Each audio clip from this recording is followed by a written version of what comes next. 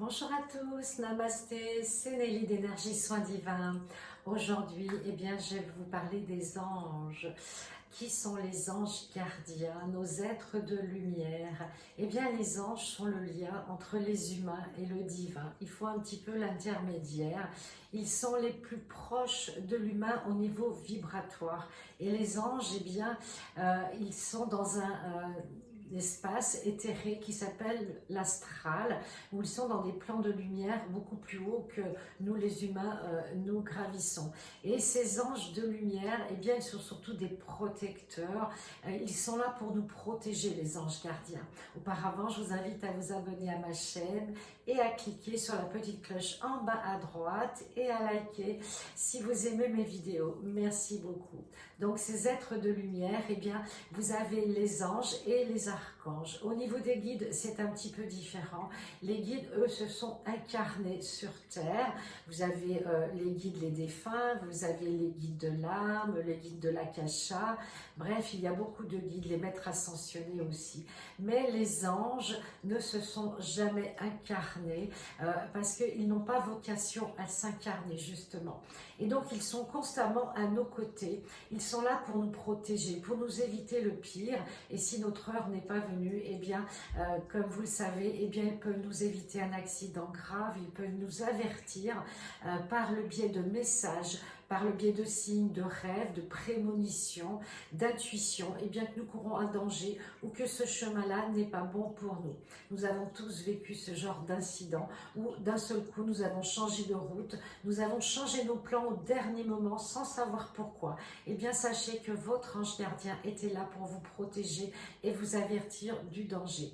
Et donc ce sont des guides et ils viennent d'un autre plan dimensionnel. Nous avons 3 anges gardiens à la naissance qui nous sont,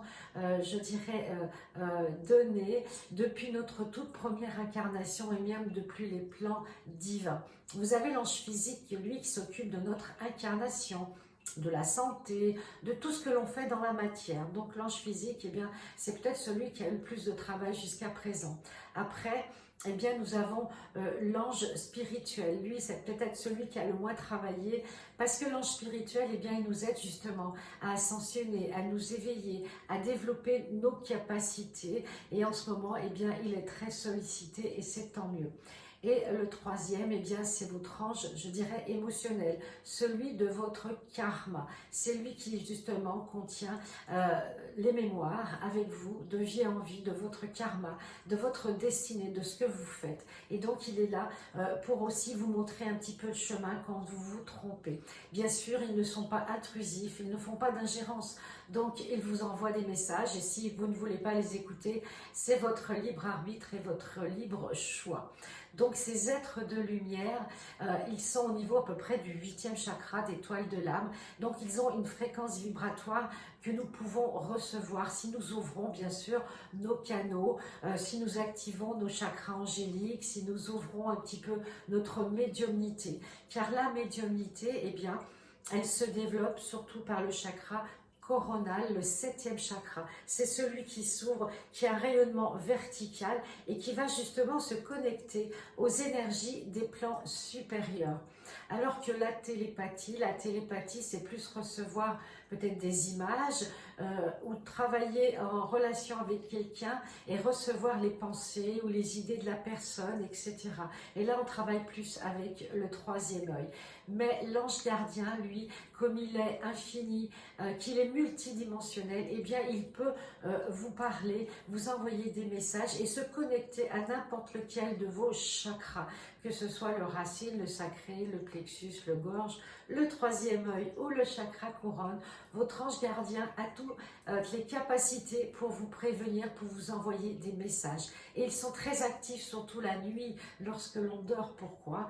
Parce que le subconscient est au repos, le conscient aussi. Et là, on est beaucoup plus dans une semi-conscience, je dirais. On est dans des ondes alpha, des ondes de méditation profonde. Et là, les messages, on les reçoit parce qu'on est plus réceptif. Le mental ne fait pas barrage.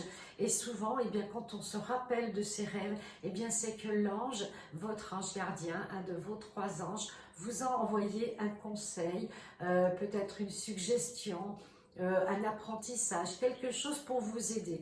Ils sont vraiment, ce ne sont pas des enseignants, mais ils sont là pour nous protéger, donc ils nous montrent les bons chemins à suivre, à emprunter. Si vous le sollicitez, bien sûr, eh bien, il va vous répondre, votre ange gardien. Il suffit de poser la question et d'attendre dans la journée ou dans les 3 jours qui suivent les réponses. Vous trouverez sur Internet des tableaux où vous trouverez le nom de vos 3 anges gardiens. Mais pour eux, c'est pas important, ça c'est très humain. Il suffit que vous appelez mon ange, s'il te plaît, donne-moi ci, ou s'il te plaît, j'aimerais recevoir tel conseil, je dois faire un choix, guide-moi mon ange, donne-moi un signe, un message, voilà. C'est à vous après, bien sûr, de décider. Mais les anges font partie de nous, de notre vie, de notre quotidien, depuis la nuit des temps, déjà au temps de l'Atlantide, au-delà de Lémurie.